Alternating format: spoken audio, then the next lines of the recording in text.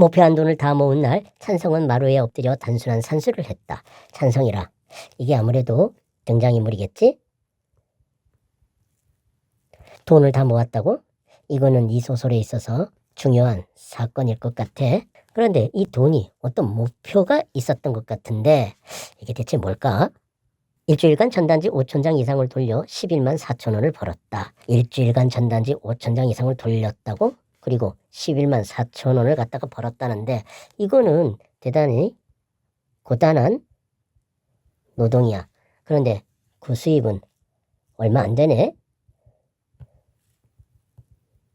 살면서 처음 만져보는 돈이었다. 11만 4천 원이 처음 만져보는 돈이야? 이거는 아무래도 이 사람이 매우 가난하다라고 하는 걸 느끼게 해줘. 아니야. 이 찬성이 어린아이일 수도 있겠다. 어린아이에게 11만 4천 원은 큰돈일 수 있으니까. 찬성은 구체적인 노동의 대가를 만지며 구체적인 노동의 대가라. 아무래도 여기서 말하는 이 구체적인 노동은 이거를 말하는 거겠지. 그리고 거기에 대한 대가는 바로 요 11만 4천 원이 될 거야. 뜻밖의 긍지와 보람을 느꼈다. 긍지와 보람을 느꼈다네. 애초 목적과 달리 예상치 못한 성취감에 살짝 어른이 된 기분이 들었다. 목적과 달리 앞에서도 목표라고 하는 말이 있었잖아. 왜 이 돈을 모으는 데 있어서 특별한 목표나 목적이 있었나 본데 성취감이라. 여기서 말하는 이 성취감이 바로 이 긍지와 보람을 말하는 거겠지. 근데 살짝 어른이 된 기분이 들었다고? 그렇다면 이 찬성이 어른이 아닌가? 어린아이로 생각을 해야 되겠네. 그래서 11만 4천 원이라고 하는 것이 살면서 처음 만져보는 돈이었던 거구만. 마지막 날 너무 지겨운 나머지 전단지 40장 정도를 남의 집 옥상에 몰래 버리고 왔지만 그것 빼곤 정말 죄 묻지 않은 돈이었다. 여기서 말하는 이 죄라고 하는 것이 전단지 40장 정도를 남의 집 옥상에 몰래 버린 거, 이런 거를 말하는 거야. 그런데 죄 묻지 않은 돈이었다라고 했는데 이거는 결국 정직하게 번 돈이다. 이런 얘기가 되겠네. 그 죄 묻지 않은 돈을 갖다가 열심히 일해서 벌었다라고 하는 이러한 그 성취감, 이런 것들이 긍지와 보람을 느끼게 했구나라고 이해해 볼 수가 있겠네. 찬성은 10,000원짜리 11장과 1,000원짜리 4장을 가지런히 모아 각을 맞춘 뒤 지갑에 넣었다. 가지런히 모아서 각을 맞춘 뒤 지갑에 넣었다. 이러한 행동은 이 돈에 대한 긍지, 보람 같은 것들을 느끼고 있으니까 아마 소중했겠지? 이러한 마음이 이러한 행동으로 나타난 걸 거야. 그리고 안방으로 가 할머니 신분증을 몰래 챙겼다. 할머니가 등장하나 본데? 그런데 할머니 신분증을 갖다가 왜 몰래 챙기는 거야? 안락사 동의서를 작성할 때 어른 신분증이 필요할지 모른다는 생각에서였다.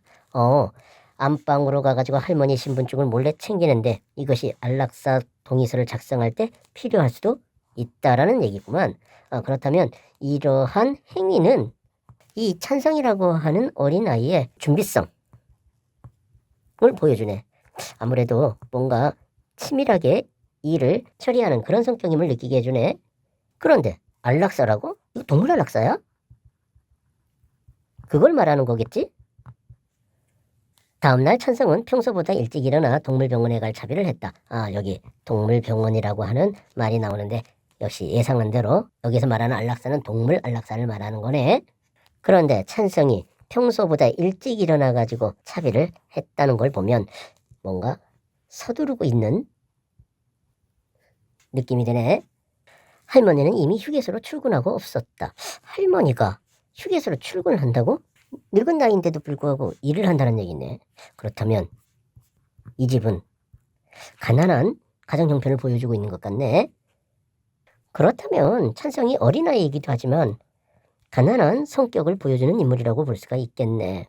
그리고 일주일간 전단지 5,000장 이상을 돌려 11만 4천 원을 벌었다라고 하는 것은 아무래도 할머니로부터 받을 수 없기 때문에 이렇게 했던 게 아닌가 하는 생각이 드네.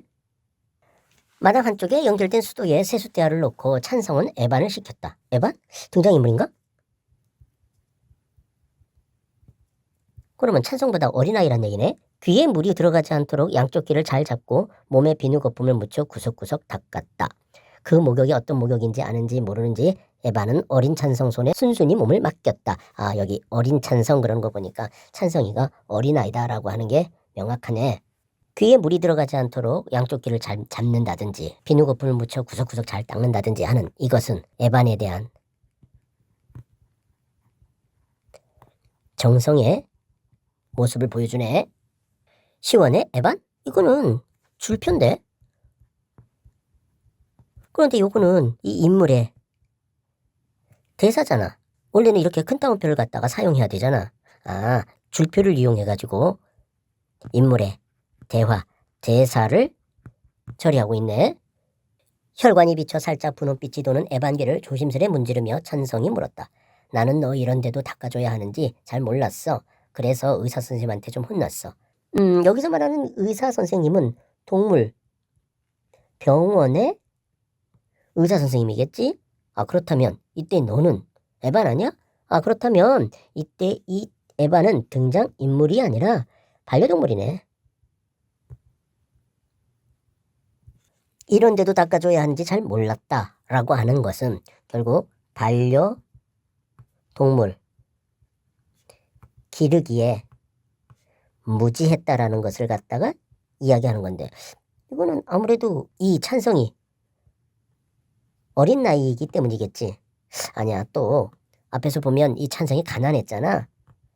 이 가난한 것도 또 하나의 원인일 수 있겠네.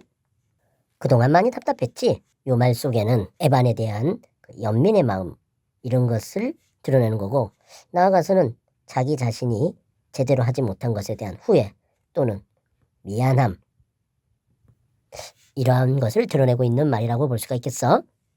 이 부분은 에반을 정성스럽게 목욕시키는 장면을 묘사한 건데, 이걸 통해서 찬성이 에반을 소중히 여기고 있다라고 하는 것을 느끼게 되네. 그러고 보면 여기서 말하는 이 안락사는 동물의 안락사인데, 혹시 에반을 안락사 시키려고 하는 거 아니야?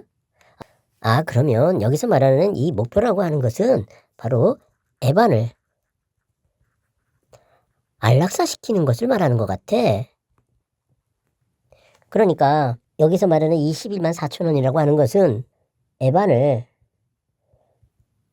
안락사 시키기 위한 비용이라고 생각을 해야 되겠네.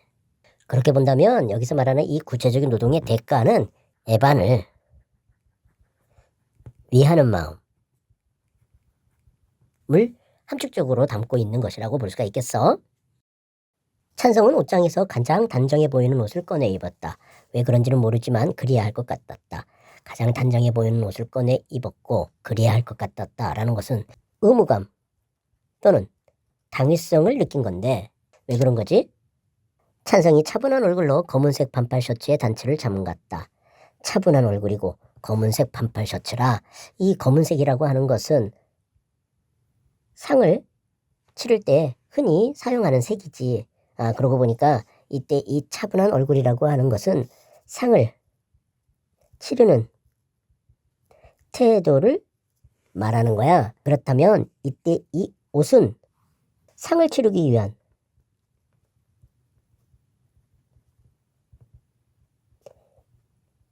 준비를 말해주는구만. 그렇다면 이때 이 찬성은 그 상을 치는 데 있어서 의무감과 경건함을 보여주고 있네. 그리고 지갑 속 현금을 한 번 더 확인하고 마루에 걸터앉아 운동화를 신었다. 지갑 속 현금을 한 번 더 확인했다라고 하는 것은 만반의 준비를 하는 거겠지. 그만큼 꼼꼼한 성격임을 보여주네. 가는 길에 일진형이라도 만나면 어쩌나 괜한 걱정이 들었다. 찬성이 목욕 후 털이 부풀어 보송보송해진 에반을 사랑스럽게 바라봤다. 일진형들이라도 만나면 어쩌나 하는 이런 그 괜한 걱정, 이러한 것들은 결국 어린아이라면 당연히 보이는 그러한 불안심리지. 에반에 대한 마음, 태도가 직접적으로 느껴지네. 에반을 매우 사랑하는 찬성의 마음을 직설적으로 말하고 있어. 그리곤 에반의 목덜미를 한번 쓰다듬은 뒤 광에서 손수레를 꺼냈다. 오래전 할머니가 졸음쉼터에서 사용한 아이스박스 캐리어였다. 뽀얗게 먼지가 내려앉은 걸 고무호스로 싹 물을 뿌려 씻어내고 뚜껑을 분리해 떼어낸 뒤 안에 수건을 깔았다. 그리곤 거기에 얼음 대신 에반을 넣었다. 에반 옆에 작은 물그릇과 물통을 넣는 일도 잊지 않았다. 여기 손수레를 고무호스로 싹 물을 뿌려 씻어내고 그리고 안에 수건을 깔았대. 그렇다면 이거는 에반에 대한 정성을 보여주는 행위지. 그리고 여기 작은 물그릇과 물통을 넣는 일도 잊지 않았다라고 하는 것은 에반에 대한 배려의 모습을 보여주네. 마지막이라고 생각하자 기분이 무척 이상했지만 마지막이라도 도울 수 있어 다행이었다. 여기서 말하는 이 마지막이라고 하는 것은 에반을 갖다가 안락사시키는 걸 말하는 거겠지. 아무래도 기분이 이상했다라는 얘기는 뭔가 슬픔을 느끼고 있음을 말하는 것 거야. 그리고 마지막이라도 도울 수 있어 다행이었다라고 생각하고 있네. 에반을 위하는 마음으로 인한 자기 위안을 갖고 있다라는 느낌이 드네. 오늘 하루 중요한 일을 치른다라는 사실에 여기서 말하는 중요한 일이라고 하는 것은 바로 안락사를 말할 거야. 그리고 모든 걸 오로지 혼자 준비했다는 생각에 혼자 준비했다라고 했는데 그렇지. 여기서 말하는 준비는 바로 돈을 마련하고 목욕을 시키고 순수레를 준비하는 이러한 모든 과정들을 혼자 했다라는 거 아니야. 그거에 대해서 경건한 긴장감을 느꼈대. 결국 이러한 이 모든 찬성의 그 행동이나 태도는 에반에 대한 사랑의 마음을 느끼게 하네.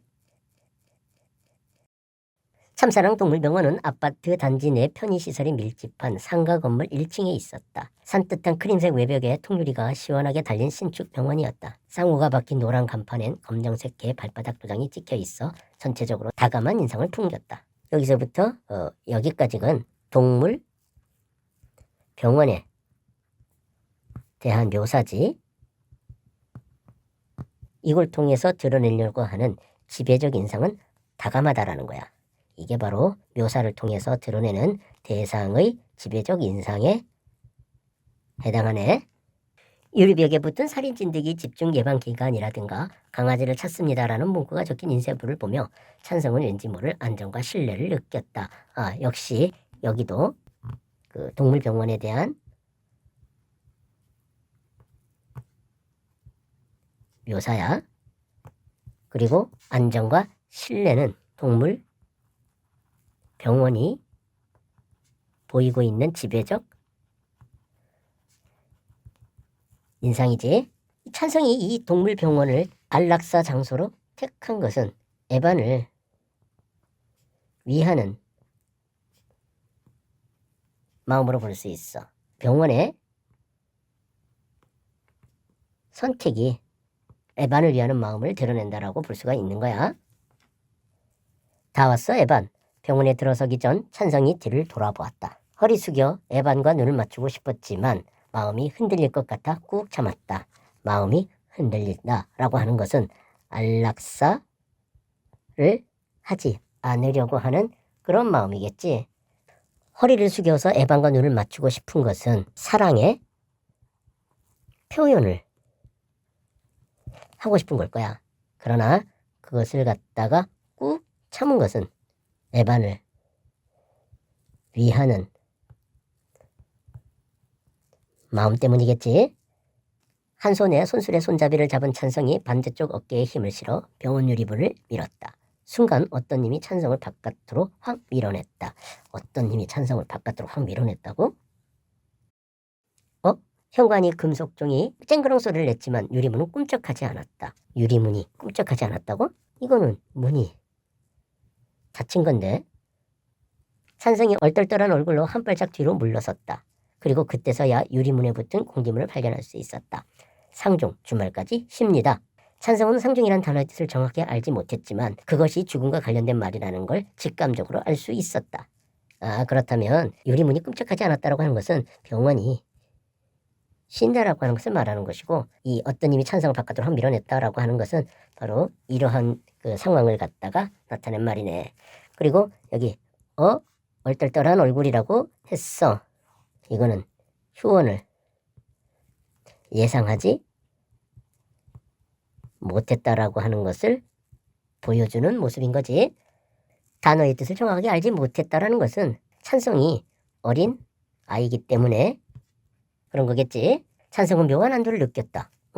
안도라고? 이거는 평안하고 마음을 놓는 걸 말하는 거잖아. 그런데 이상하다. 왜 그러냐면 목적을 이루지 못한 거 아니야. 즉 안락사를 지키지 못한 거 아니야? 그런데 왜 평안하고 마음을 갖다가 놓게 되는 거지? 사내 아이들이 서로 스마트폰을 가지고 노는 것을 보며 위축된 찬성은 돌아오는 길에 휴대전화 대리점에서 최신형 스마트폰을 구경한다. 이 사내 아이들이 등장하는데 이건 아무래도 이 사건과 관련된 주변 인물이겠지. 그런데 이 아이들은 서로 스마트폰을 가지고 노는데 찬성은 위축되어 있어.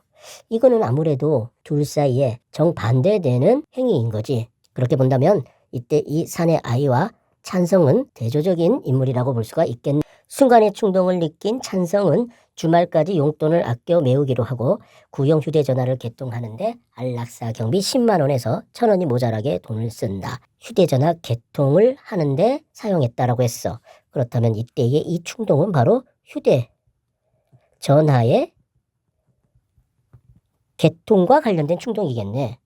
그런데 이 찬성이 갖고 있는 것은 구형 휴대전화야. 그리고 개통했다라고 하는 것을 보면 공기계였다라고 하는 것을 말해주는 거잖아. 그런데 이 사내 아이들이 갖고 있었던 스마트폰은 아무래도 찬성의 휴대전화와는 다를 것 같네. 아, 여기 찬성이 위축되었다라고 하는데 그거는 자기 자신이 구형 휴대전화였기 때문에 그런 거였겠구만. 그런데 이 구형 휴대전화를 개통하는 것은 그 찬성의 심리 변화에 중요한 사건인 것 같아. 왜 그러냐면 여기 안락사 경비 10만 원에서 1,000원이 모자라게 돈을 썼다라고 하는 얘기는 찬성이 갖고 있는 돈이 9만 9천 원이라고 하는 얘기가 되지. 그런데 찬성이 이랬단 말이야. 그러니까 자기가 그 눈을 맞추고 싶었지만 마음이 흔들릴 것 같아서 꼭 참았다 그랬거든. 이거는 안락사에 대한 의지가 매우 강하다라고 하는 것을 보여주는 행동이지. 그런데 안락사의 경비를 갖다가 사용해버린단 말이지. 이것은 결국 안락사에 대한 의지가 약화되었다라고 하는 것을 말해주는 거야. 그렇게 본다고 하면은 이때 이 사내 아이들 그리고 휴대전화 대리점 이것은 충동과 안락사에 대한 의지가 비교되는 거야. 충동이 더 강해지는 거지. 그런데 이때 이 충동은 찬성 그 자신의 욕망이야. 그런데 안락사에 대한 의지는 에반을 위하는 마음이거든.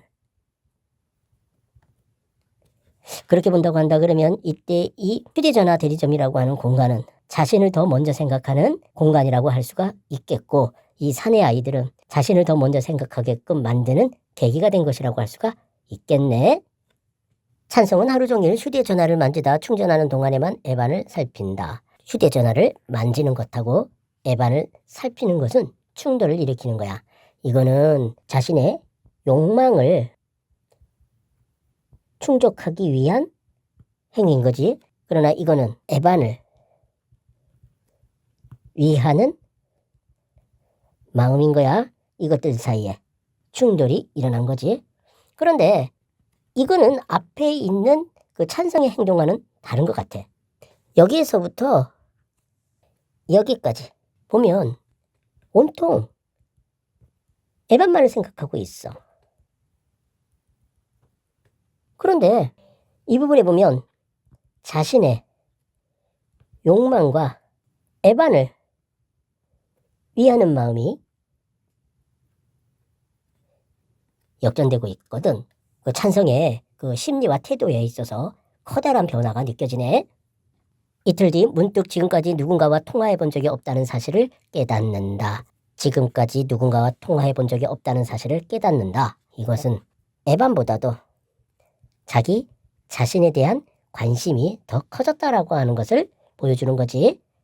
오랜 궁리 끝에 찬성이 지갑에서 동물병원 명함을 꺼내들었다. 상중이라 주말까지 쉰다는 말이 생각났지만 찬성은 괜히 한번 병원 전화번호를 눌러보았다. 어쩌면 문을 열었을지도 몰라. 누가 받으면 뭐라고 하지? 아, 여기 상중이라 주말까지 쉰다는 말이 생각났어. 그럼에도 불구하고 병원 전화번호를 눌러보았고 어쩌면 문을 열었을지도 몰라 라고 이야기를 하고 있어. 이 두 개는 통화 욕구가 있다라고 하는 것을 얘기하는 건데 특히 알면서도 이런단 말이지. 그만큼 통화 욕구에 대한 의지가 매우 강하다라고 하는 것을 보여주고 있는 거야. 휴대전화 너머로 익숙한 연결음이 들렸다. 찬성은 잘못한 것도 없는데 가슴이 뛰었다. 잘못한 것도 없는데 가슴이 뛰었다. 매우 긴장했다라고 하는 것을 보여주는 거지. 그러고 보니까 이 찬성이 휴대전화가 공기기였단 말이야. 그리고 서로 누군가와 통화를 해본 적이 없었단 말이지. 그거는 결국 타인과의 소통이 서투르기 때문에 그런 거겠지. 몇 차례 긴 연결음이 이어졌지만 전화를 받는 사람은 없었다. 투혼이었으니까 없었겠지. 찬성은 동물병원 쪽에서 전화를 받지 않았다는 사실에 다시 한번 이상한 안도를 느꼈다. 응? 이상한 안도를 느껴? 여기에서도 묘한 안도를 갖다가 느꼈다라고 했거든. 그러고 보니까 이거는 안락사를 유예 또는 보류할 수 있다라고 하는 것과 관련되어 있는 것 같아. 그러니까 안락사를 갖다가 하지 않아도 된다라고 하는 마음이 이렇게 묘한 안도를 느끼게 만들었다고 볼 수 있어. 그렇다면 이거는 일종의 에반을 사랑하는 마음이라고 볼 수가 있지. 그러면 이때의 안도도 그것과 관련된 거 아니야? 다시 말하면 에반과 이별하지 않아도 된다라고 하는 그런 마음.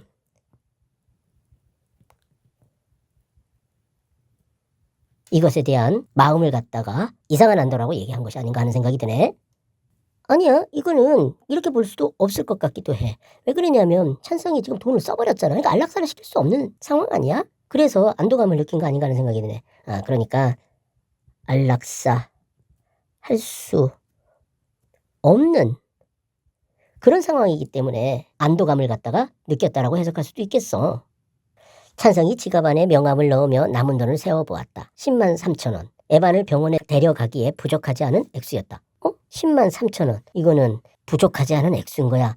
그렇다면 이렇게 해석할 수가 없네. 그러니까 안락사를 갖다가 할 수가 없어서 안도감을 느낀 거는 아닌 거네. 안락사를 할 수가 있어. 그런데 안도를 느꼈다라고 한다는 얘기는 에반과의 이별을 하지 않아도 된다라고 하는 그런 마음 때문이라고 이해할 수가 있을 것 같네. 오늘만 지나면 그러면 꼭 다짐하며 일어서는데 여기 보면 그러면 꼭 할 때 여기서 생략된 것은 아무래도 그 안락사 시키겠다 라고 하는 말이 생략된 거라고 이해를 해야 될 것 같아. 그렇게 본다 그런다면 여기서 말하는 이상한 안도는 이렇게 안락사를 할 수 없는 상황이기 때문에 생긴 그러한 안도가 아니라 에반과의 이별을 보류할 수 있었다라고 하는 것에 대한 안도감이라고 이해를 하는 게 맞을 것 같아. 그렇게 본다면 이상한 안도를 갖다가 느끼고 오늘만 지나면 그러면 꼭 안락사를 시키겠다라고 하는 다짐을 하는 이러한 그 찬성의 모습은 에반을 위하는 마음이 여전함을 느끼게 해주네. 이것은 이것과는 좀 다르네. 자신의 욕망을 먼저 생각했던 이러한 상황과 요 마음은 뭔가 좀 대조적인 느낌이 들어. 찬성 무릎 위에 휴대전화가 아스팔트 보도 위로 툭 떨어졌다. 찬성이 창백해진 얼굴로 황급히 휴대전화를 주워들었다. 창백해진 얼굴이고 황급하게 행동하고 있네. 이거는 뭔가에 놀라거나 공포를 느꼈거나 당황했을 때 나타나는 행동이지. 그렇다면 이때 이 휴대전화가 아스팔트 보도 위로 툭 떨어지는 것은 어떤 심리 또는 태도 변화해 계기가 되는 사건이라고 할 수가 있겠네. 그리고 실금관 왼쪽 모서리부터 확인했다. 찬성이 거미줄 모양 실금에 손가락을 대고 천천히 문질렀다. 아주 고운 유리가루 입자가 손끝에 묻어났다. 찬성의 눈동자가 심하게 흔들렸다. 아, 여기 실금관 왼쪽 모서리라든지 거미줄 모양의 실금이라든지 고운 유리가루 입자가 손끝에 묻어났다라든지 이러한 것들은 액정이 깨졌다라고 하는 것을 말해주네. 그런데 모서리부터 확인한다든지 손가락을 대고 천천히 문질러 본 거 이런 것들은 액정에 대한 걱정이 그만큼 컸다라는 것을 얘기하는 거잖아. 더욱이 찬성의 눈동자가 심하게 흔들렸단 말이야. 마음의 동요가 그만큼 컸다라는 것을 말해주는 거지.